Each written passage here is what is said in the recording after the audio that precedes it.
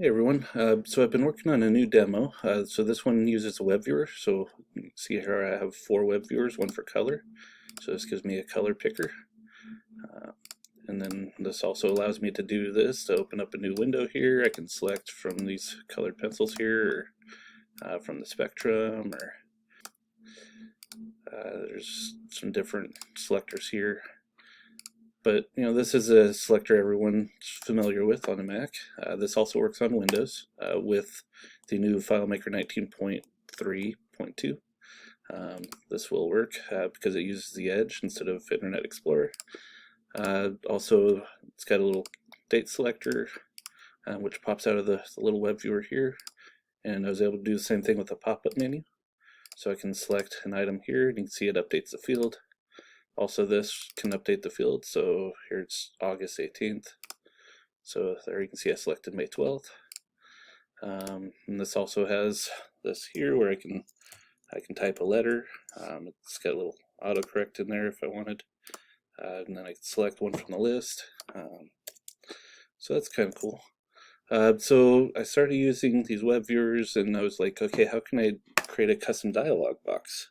So here I created a custom dialog box and so I added a checkbox. So this is a custom message and a custom title. And then I have a table here in the first row of the table. I'm adding just a little note and then a checkbox next to it.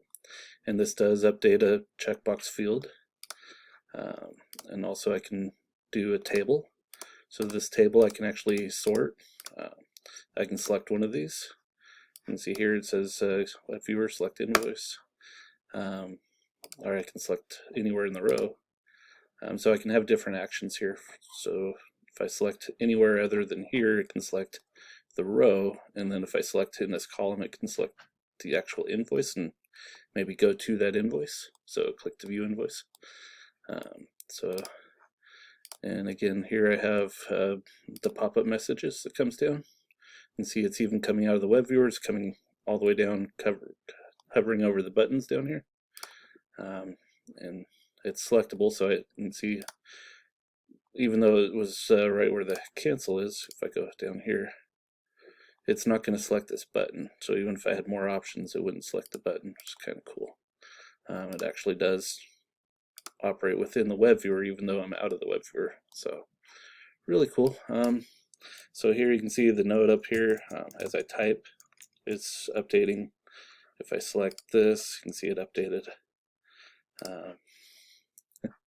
And then here's a drop down list. Oh, let me clear that. So you can see here I have the OK button. I'm going to select an item from there. You can see what I was talking about, how you can still select it even though it's completely out of the web viewer. Again, this is a demo. I haven't quite mastered radio buttons, and here I got to do some CSS work.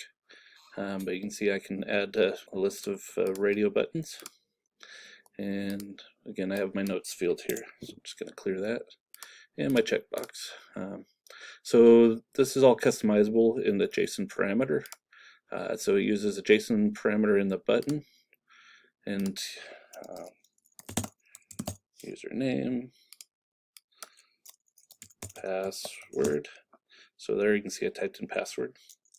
If I remove a few, you can see that updated as I was typing. And as you're typing, you can see it hides the values, so you can't tell from here, but in the background you can. So, and then I added the color selector. So color selector again, way out of the web viewer. Pretty cool. Date and time selectors. So here you got the date selector. The time selector part doesn't quite work yet, but it is kind of cool that it has this here, so you can actually edit the time. So if I want to say 8:30 a.m.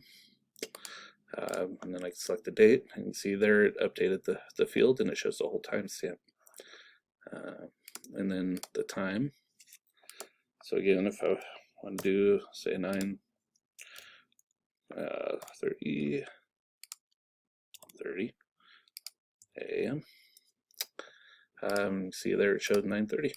What else? Oh yeah, number field. So here I have a slider. You can see there it selected 133. So I'm thinking I can probably add another field right to the right here, or maybe tie these two together into one field, so that way when you adjust this, it can update the number there. Should be kind of cool. But so I have it limited between the numbers 100 and 500. So if I keep selecting down, it's going to stop at 100. And then if I go to the other end, so 499, I can't select past 500. So anyhow, kind of a cool little feature there. And then there's also the ability to do a search field. So this gives you the option to clear it with the little X. So it's an add-on I'm working on. I just thought this was really cool and I wanted to share it.